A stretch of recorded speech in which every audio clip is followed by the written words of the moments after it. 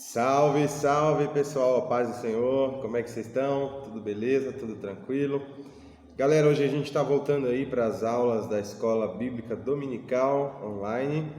Todo mundo sabe aí que, infelizmente, nós estamos em lockdown, estamos aí presos mais uma vez. É claro que a gente entende que é para preservação da saúde, mas também a nossa oração é para que Deus ajude aquelas pessoas que estão sem poder trabalhar em casa, né? Não estão conseguindo levar a provisão para os seus lares. Então, nossa oração é que Deus possa abençoar essas famílias, né? É triste, né, gente? Você vê crianças passando fome. Por isso, agradeça sempre a Deus pela sua situação, pela sua vida, pelo que você tem, porque existem pessoas por aí afora que tá muito difícil, gente, mas a obra de Deus não pode parar, né? E como a gente sabe que a obra de Deus não pode parar, a gente está aqui na Escola Bíblica Dominical Online, na nossa plataforma digital, aí no YouTube. Eu espero que vocês assistam às aulas, espero que vocês gostem, espero que seja bênção na vida de vocês, beleza, galera? A gente está aqui dando então continuidade, a gente já está acabando, na verdade, né? Esse primeiro trimestre de 2021,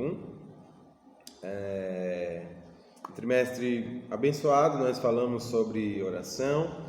Estamos hoje na lição número 12, então, né? Número 12, que tem como título a oração de Paulo pelos Efésios, né? O tema geral desse trimestre é ensina-nos a orar, né? Alguns exemplos da Bíblia sobre oração, sobre intercessão, sobre a busca por Deus, pela sua graça, pelas suas bênçãos, pelo seu perdão. Tá, galera? Então eu espero que vocês gostem. Não vou tentar não me alugar nessa aula, né? Porque eu sei que muitos, por causa da aula ser grande, não assistem. Então, por causa de vocês, que são um pouquinho preguiçosos, igual eu também sou. Isso, inclusive, é um pecado que a gente tem que vencer, a preguiça. Eu vou tentar ser o mais breve possível, tá bom, galera? Mas eu espero aí que seja bênção na vida de vocês. Lição número 12, então, ela tem como texto áureo Efésios capítulo 3, versículo 14. Provavelmente vocês não têm a revista, então abra a Bíblia aí, tá legal, tá, gente? A minha tá aqui, ó, aberta. Abra a Bíblia, não deixe de usar a Bíblia, por favor, tá? Porque o nosso alvo, o nosso foco é aprender exatamente sobre a Bíblia. Então, se você não tem Bíblia, fica um pouco mais difícil. Efésios 3,14 diz: por causa disso me ponho de joelhos perante o Pai de nosso Senhor Jesus Cristo. A síntese, o resumo, diz assim: a oração de Paulo pelos cristãos em Éfeso é um marco de ousadia, intimidade e fé para com Deus. Seus efeitos, ainda hoje, têm uma total influência nos crentes que formam o corpo de Cristo. Maravilhoso, né? A oração do apóstolo Paulo pelos Efésios, e não só por eles, mas sempre quando um apóstolo escrevia uma carta, um pastor na época, né, os pastores bíblicos, eles escreviam uma carta para uma determinada região, né? Nesse caso aqui, Paulo escreveu para a Ásia Menor, a região da Ásia Menor. Ele direcionou primeiramente a carta aos Efésios, mas era para todas as igrejas ali da região, tá bom, gente? Isso é importante da gente entender. Só que, por a Bíblia ser algo eterno, teve alcance não só naquele povo, não só naquela região, não só naquela igreja, mas o alcance veio até hoje, até nós, né? A gente lê a carta aos Efésios, a gente lê a carta aos Filipenses, a gente lê a carta a Filemon, a gente lê a carta ao pessoal dos Colossenses, né, que são as cartas da prisão. E isso é maravilhoso, como Deus preservou essas cartas, como Deus preservou a Bíblia até para chegar na nossa mão hoje, né? A gente só tem isso aqui hoje, mais praticamente 2000 anos depois, porque Deus preservou a Bíblia para a gente, essas cartas, esses escritos maravilhosos. O texto bíblico, se você quiser ler na sua casa, eu recomendo, inclusive eu recomendo que você leia a carta aos Efésios toda, tá? Deixa de preguiça, cara. Deixa de preguiça e lê. São só 6 versículos, 6 capítulos, meu. Você lê isso rapidinho. É uma das melhores cartas sobre o Evangelho. Se quer entender Evangelho, lê Efésios. Você entende muito fácil, claro, com a ajuda do Espírito Santo, né? Vamos lá então. O autor da revista deixou aqui, né? Neste momento, você tem algo para se pôr de joelhos? Eu já começo com essa reflexão. Você tem alguma causa para que faça você ficar de joelhos perante Deus e orar? Se você não tiver nenhuma, o que eu duvido, ora por mim, tá bom? Ora por essa pandemia terrível, para que Deus nos ajude. Ora pelas pessoas que, como eu falei no começo, estão sem nada para comer, gente. Ora, por favor, orem, né? Hoje eu fui em Calcaia, no centro, no mercado, e os fiscais estavam fechando uma barraca de um comerciante que estava vendendo frutas.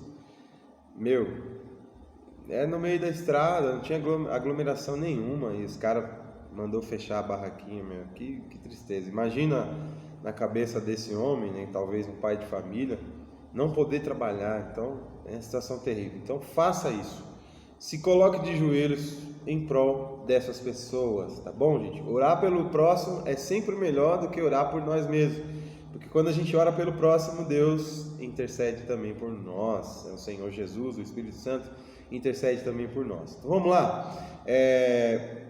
Por causa da aula ser um pouco curta, são 2 tópicos, eu vou emendar tudo, já vamos falar sobre tudo, e eu quero analisar com vocês essa oração do apóstolo Paulo, que está em Efésios capítulo 3, versículo 14 a 21. Eu quero analisar com vocês porque aonde Paulo estava, por que ele se colocou de joelhos e o que ele pediu na oração, tá bom? Eu quero orar, eu quero falar com vocês a respeito disso, tá bom, gente? Vamos lá. Vocês não se importam de eu ficar olhando aqui para o lado, é que tá o computador aqui, meu resumo, tá? Então, você sabe que eu tenho a memória fraca, então não se preocupe de eu ficar olhando aqui para o lado, tá, gente? Mas vai ser bênção na vida de vocês. Vamos lá, então, as palavras lá de Efésios 3, no capítulo 3, né, versículo 14 até 21, elas mostram a segunda oração do apóstolo Paulo, né, pelo Efésios, na carta aos Efésios. E aqui já estava também uma reflexão, porque essa oração do apóstolo Paulo, ela é muito ousada. É uma oração de alguém que realmente conhece o Deus que está servindo. Não são todos que oram desse jeito, como o apóstolo Paulo orou. Será que você conseguiria repetir essa oração do apóstolo Paulo, ou orar como ele orou? Olha o que ele pede na oração: que eu seja tomado de toda a plenitude, versículo 19. Ou seja, em outras palavras, né?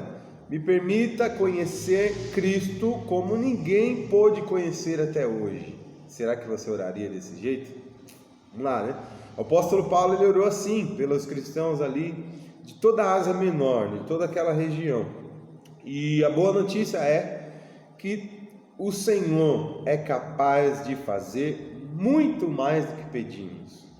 Imagine se você deixa de orar por motivos, vamos dizer, fúteis, pequenos, e se você ora por algo grande, como essa oração que o apóstolo Paulo fez: Senhor, eu quero te conhecer mais, você pode me ajudar, você pode me conceder? Como a oração que Salomão fez, né?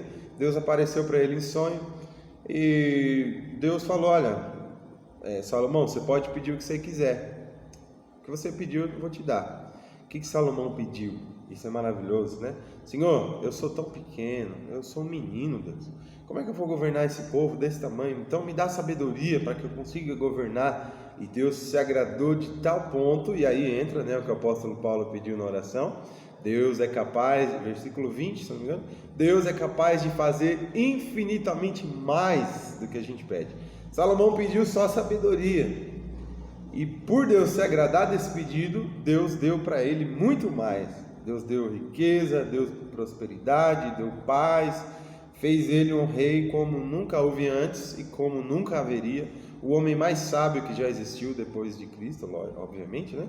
Mas o homem mais sábio que já existiu. Então vocês veem como é que Deus é poderoso para fazer a nossa oração ser ampliada, né, irmãos? Ser ampliada. Às vezes a gente pede uma coisa pequena e Deus amplia, né, o resultado da nossa petição. Então, isso é maravilhoso para nós, né?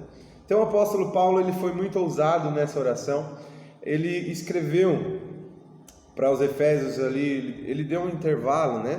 Ele estava vindo com aquela doutrina maravilhosa do capítulo 1, do capítulo 2, aí ele dá essa pausa para fazer essa oração. No capítulo 1 a gente vê, detalhe, né? O apóstolo Paulo estava na sua, se não me engano, primeira prisão. Ele estava naquela prisão em casa, né? O cárcere privado, lá no capítulo 28 de Atos fala. Ele estava em cárcere privado, ele não podia sair, mas ele podia receber qualquer um em casa, podia evangelizar em casa, podia escrever as cartas. Estava preso, mas não preso, vamos dizer assim, né? Estava impedido de evangelizar, de fazer o que ele gostava. Só que vocês veem como que Deus trabalha, né? Às vezes a gente quer ir para tal lugar, mas Deus faz a gente ficar ali confinado, preso, e o alcance da nossa vida é muito maior do que se a gente estivesse livre. O apóstolo Paulo tinha planos de evangelizar a Espanha, de evangelizar vários lugares.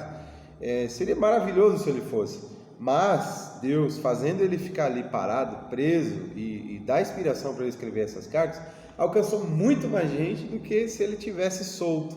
Vocês veem, alcançou a gente hoje, né? Então vocês veem como é que Deus trabalha, né? Quem sabe Deus está usando essa pandemia, quem sabe Deus está usando esse lockdown para que você alcance mais pessoas do que se você tivesse livre, circulando por aí, fazendo o que gosta, o que quer, né? Então aproveite que você está em casa, se tiver, e faça isso, evangelize na internet, seja onde for. Então no capítulo 1 o apóstolo Paulo fala sobre aquelas bênçãos espirituais, né? Capítulo 1 aos Efésios, as bênçãos que são concedidas pelo Pai, só para refrescar a memória. Primeira coisa, o Pai nos predestinou, nos elegeu, Ele nos adotou, Ele nos aceitou. As bênçãos do Filho, Ele nos redimiu, nos perdoou, revelou o plano da salvação do Pai e nos fez a sua herança. E as bênçãos do Espírito, Ele nos colocou a marca de propriedade de Cristo e Ele nos dá a certeza da salvação. Essas são aquelas bênçãos espirituais que o apóstolo Paulo roga, que o apóstolo Paulo revela para nós, né? Essas bênçãos que o Senhor nos concede. Depois que ele enumera essas bênçãos, que ele fala sobre essas bênçãos, o capítulo 2 ele fala sobre a salvação pela fé, a salvação pela graça, né? Nós estávamos mortos nos nossos pecados, mas Deus nos vivificou, nos deu vida, né, juntamente com Cristo, e proporcionou a salvação para nós. Ainda no capítulo 2, no final, ele vai falar que Deus, de dois povos ele fez um, derrubou aquela parede, aquele muro de separação, né, que impedia da gente se relacionar com nossos irmãos. O capítulo 3, então, ele vem com essa oração. E ele começa já a oração no versículo 14, dizendo o seguinte: por essa causa eu me coloco de joelhos. E qual é essa causa, irmãos?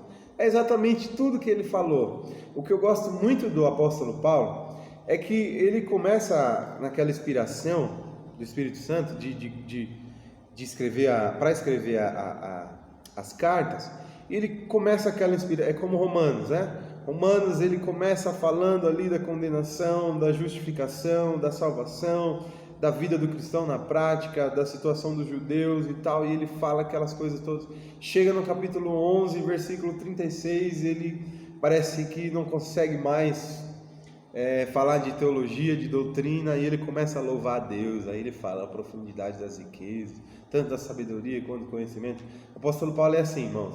Então vocês veem no Efésios ele está falando sobre doutrina, sobre evangelho, sobre as bênçãos espirituais, sobre o evangelho, sobre salvação, sobre reconciliação, e ele para e fala: meu Deus, quanta riqueza, eu preciso orar. E aí ele fala, né? Por essa causa eu me coloco de joelhos. Só para fazer abrir um parênteses aqui, a Bíblia não fala, irmãos, galera, que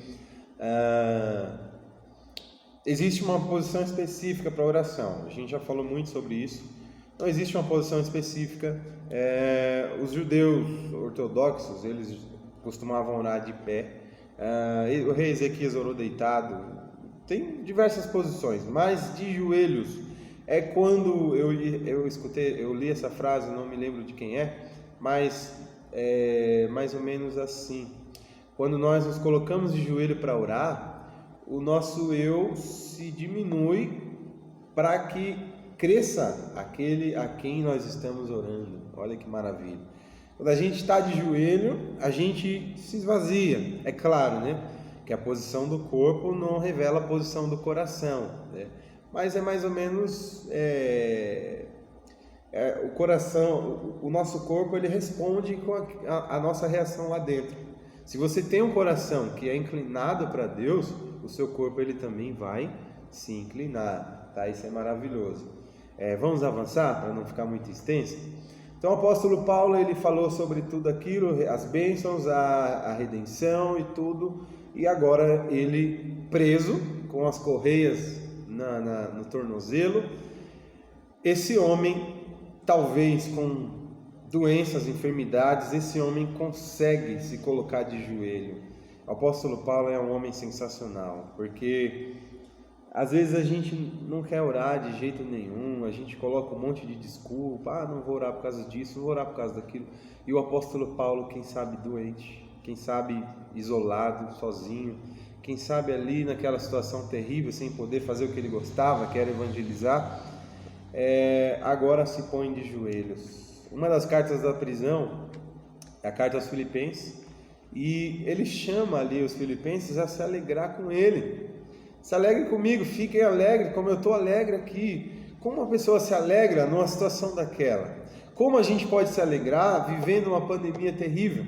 Quem sabe você tem um parente que está na UTI, entubado, infelizmente, e como a gente se alegra nessas situações? Como a gente se alegra vendo pessoas passando fome? Isso é terrível, mas essa alegria só o Espírito Santo pode conceder no nosso coração. Busque essa alegria, busque essa paz, que mesmo em meio a situações difíceis, você vai estar feliz, você vai estar contente com Deus. Mesmo se você estiver chorando, triste, ali angustiado, você vai estar em paz, que nem o apóstolo Paulo. E agora esse homem encarcerado, esse homem preso ali, ele se dobra. Isso é maravilhoso, irmão. Vamos aprender com o apóstolo Paulo. Então, versículo 16, capítulo 3, versículo 6, ele diz: sejam espiritualmente fortes. Isso é maravilhoso, porque o apóstolo Paulo, ele expõe a graça de Deus, e ele pede pela ação do Espírito Santo para que aqueles crentes, aqueles cristãos fossem fortalecidos. Olha aí que maravilha. Em outras palavras ali, o apóstolo Paulo, ele pede que aquele povo seja espiritualmente forte, na mente, no coração, na consciência e na vontade. Um cristão que está fortalecido, ele enfrenta com mais facilidade as dificuldades, as coisas terríveis da vida. Ele enfrenta com muito mais facilidade. Então, o fortalecimento é algo que só o Espírito Santo pode colocar na gente. Vamos buscar Deus, gente. Quando você está angustiado, que você ouve uma palavra, quando você está angustiado, você canta um louvor, você ouve um louvor, você participa da ceia do Senhor, você participa da escola dominical, e aquilo vai criando um fortalecimento em você.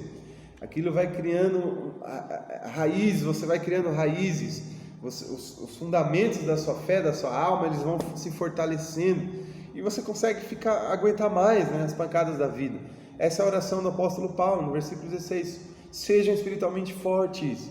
E esse é um problema no nosso meio hoje, no meio cristão hoje. Os crentes não estão buscando esse fortalecimento. Por isso que tem muita gente que desanima, que desvia, que esfria, que sai da igreja, que não quer ter uma vida espiritual com Deus porque está fraco. E o apóstolo Paulo, ele roga isso para Deus: Espírito Santo, por favor, vai lá, fortaleça esses crentes. O segundo pedido é que Cristo viva no coração de vocês, versículo 17. Esse é o segundo pedido. O apóstolo Paulo, a gente sabe que uma pessoa convertida, ela já se torna a habitação do Espírito Santo, né? O Espírito Santo passa a habitar naquela pessoa. Cristo, ou seja, na pessoa do Espírito Santo, o próprio Cristo passa a habitar na vida daquela pessoa. Então, por que o apóstolo Paulo, ele pede para que Cristo viva no coração de vocês, se Cristo já está lá. É aí que está um detalhe, ele pede que Cristo habite plenamente no coração da pessoa. O que é Cristo habitar plenamente no coração da pessoa? Como é que a gente sabe que Cristo está habitando plenamente no meu coração ou no seu coração? Quando Cristo é o centro da nossa vida, o centro de tudo. Quando a gente está estudando, Cristo é o centro. Quando a gente está trabalhando, Cristo é o centro. Quando a gente vai tomar uma decisão, Cristo é o centro. Quando a gente vai se relacionar com alguém, Cristo é o centro. Quando a gente está namorando, vai casar, Cristo é o centro. Isso é Cristo habitando plenamente dentro do nosso coração. Aonde você estiver, ele vai ser o número 1. Antes de você tomar uma decisão, ou para a esquerda ou para a direita, você vai pensar o que Cristo faria, ou o que Cristo quer que eu faça. Então, essa é a intenção do apóstolo Paulo, em pedir que Cristo habite no coração de vocês, Cristo habite no nosso coração, que Cristo viva lá plenamente. Cristo está em tudo, Cristo está lá no topo, né, da nossa vida, de todas as formas. Vamos para frente. Terceiro pedido do apóstolo Paulo, que vocês tenham raízes e alicerces no amor. Isso é maravilhoso, eu vou explicar agora mais para frente. Capítulo 3, versículo 17. O apóstolo Paulo, na mesma carta aos Efésios, acho que no capítulo 2, se não me engano, ele faz aquela comparação de que nós somos edifício espiritual, nós somos como uma árvore enraizada. E aonde que nós enraizamos a nossa fé, a nossa vida? Exatamente no amor de Cristo. Aí vem o porquê. Efésios 3,18, esse é o quarto pedido do apóstolo Paulo. Eu oro para que vocês possam compreender o amor de Cristo em toda a sua largura, comprimento, altura e profundidade. Olha aí que maravilha, irmãos.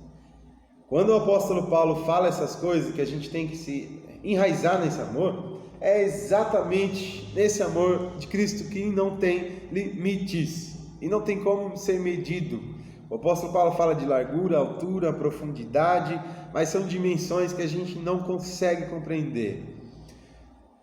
E isso é um pedido ousado. Compreender o amor de Cristo, que pedido ousado, galera. Porque lá em Romanos, no capítulo 5, versículo 8, o apóstolo Paulo diz: mas Deus nos prova o seu grande amor, ao enviar Cristo para morrer por nós quando a gente ainda era pecador. Como a gente prova o amor de alguém por pessoas que só o ofenderam? Como a gente compreende esse amor? Porque você amar um parente ou um amigo, cara, isso é fácil, isso é moleza. Mas você amar um inimigo, alguém que só te fez mal, alguém que só te desrespeitou, que só te decepcionou, isso é muito difícil, muito. E Cristo fez isso, Deus faz isso todos os dias. Ele nos ama, mesmo nós não merecendo. E como é que a gente compreende esse amor? Por isso que o apóstolo Paulo ora: eu quero que eles compreendam o Senhor. Você pode fazer isso. Ajuda eles a compreender esse amor que é infinito, que é incompreensível. Isso, irmãos, é muito bom, é maravilhoso para a gente. E a gente precisa se apropriar desse amor. Aqui está o verdadeiro sentido de tomar posse, né? Estou copiando a frase aqui de um pastor. Mas o pastor fala que, porque muitas vezes a gente usa essa frase como um chavão, né? Como uma frase pronta ali. Toma posse disso, toma posse daquilo, toma posse da bênção, toma posse do amor de Cristo para a sua vida. Toma posse desse amor. Simples.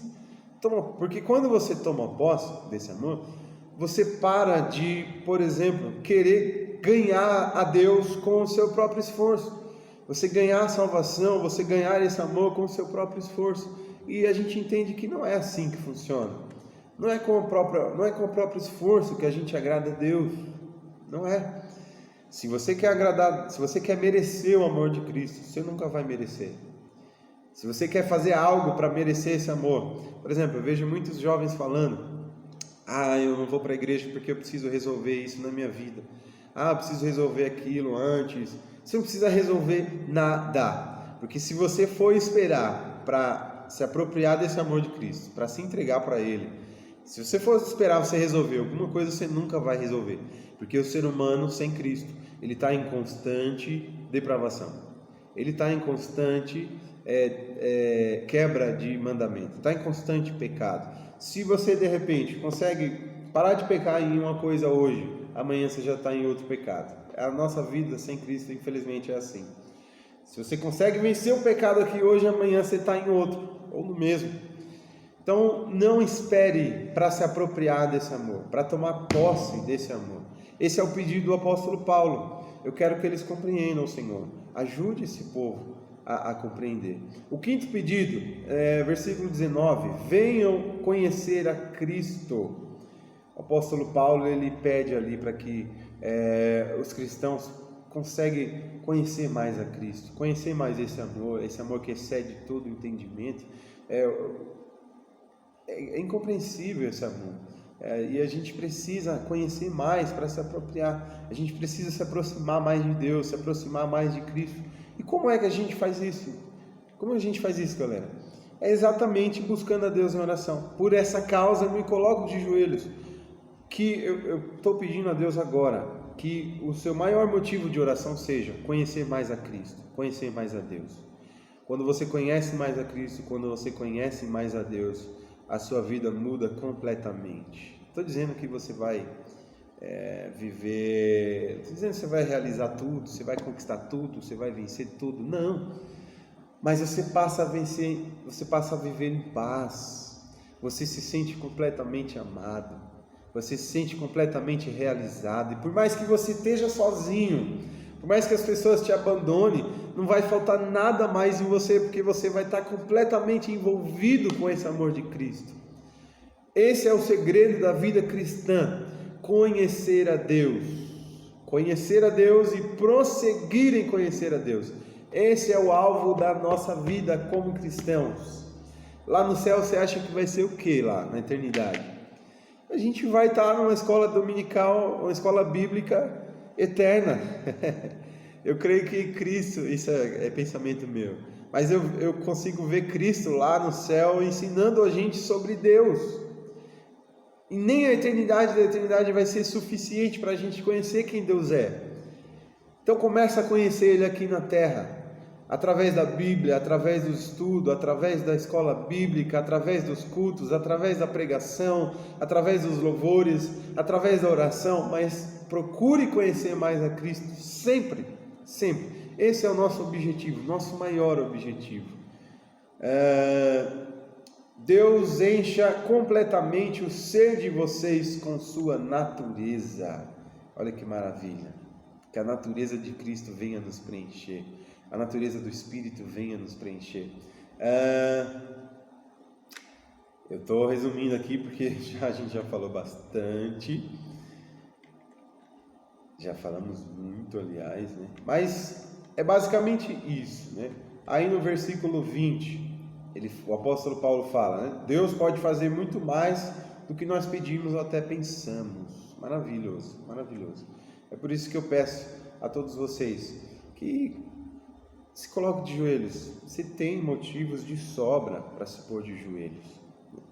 A gente precisa interceder pelo mundo, galera. A gente precisa interceder pela nossa família. A gente precisa interceder pela igreja. A gente precisa interceder por nós mesmos. A gente precisa interceder pelo mundo, pela situação que a gente está vivendo. Então faça como o apóstolo Paulo. Pega as causas que você tem e se coloque de joelho, mas que a sua maior causa seja conhecer a Deus, conhecer a Cristo, conhecer, se apropriar desse amor, que a oração sua e minha seja como a oração do apóstolo Paulo. Deus, me ajude a conhecê-lo mais. Deus, me ajude a estar mais enraizado no teu amor. Deus, me ajude a ser cheio da tua presença cada vez mais. Me ajude a me apropriar dessas bênçãos espirituais que o Senhor tem. Me ajude, Senhor, a ser um cristão melhor, um cristão mais eficiente. Que essa seja a nossa oração. E você pode ter certeza que, como o apóstolo Paulo disse, Deus tem a capacidade de fazer infinitamente mais do que você está esperando. Tá, gente? Esse é o nosso Deus, Todo-Poderoso. Não existe impossível. A conclusão, eu vou ler a conclusão do comentarista da revista, diz assim: nessa lição podemos aprender uma valiosa verdade. É o amor de Deus que impulsiona a igreja em sua missão diária, levar a todos os povos o ID do Mestre amado e manifestar o reino de Deus na dimensão presente. Enquanto vivemos essa verdade, é desenvolvida a nossa confiança acerca do que o Espírito de Deus faz por meio de nós, que vai muito além do que a gente pode imaginar. Isso permite que todos os que são alcançados pela mensagem tenham a oportunidade de sentir o desejo de salvação, a sede pela vida eterna e a certeza da restauração em Cristo Jesus. Amém? Que Deus impacte a sua vida. Até a próxima semana. Nós vamos fazer uma oração e vamos encerrar. Senhor, eu oro pelas pessoas que assistiram, Senhor, essa pequena aula, Senhor. Essa aula humilde, Senhor, mas que essa aula tenha um impacto nas suas vidas. Nos ajude, Senhor, a entender o seu amor, a nos enraizar, Senhor, no teu amor. Nos ajude a nos colocar de joelhos, pois muitas são, Senhor, as causas que nós temos para que a gente ore. Nos ajude a nos aproximar mais do Senhor, Pai, através da oração, através da meditação da palavra. Que esse tempo de pandemia, Senhor, seja um tempo onde nós aprendamos a buscá-lo mais, a estar mais contigo, a ter o desejo, a ter a sede por ti, Senhor. Abençoe, estende as mãos sobre os necessitados, sobre as pessoas que estão não tem como trabalhar, Senhor, não tem como prover o alimento para seus lares. Abençoe e proteja, cure as pessoas que estão na UTI, Senhor, internadas, seja elas nosso parente ou não, mas vá lá, Senhor, estende as suas mãos, se possível, repreende essa enfermidade, jogue ela para longe, mas que esse tempo de pandemia venha nos ensinar que nós somos totalmente dependentes de Ti. Esse é o nosso desejo em nome de Jesus. Amém. Até o próximo domingo. Deus abençoe a vida de vocês. Amém.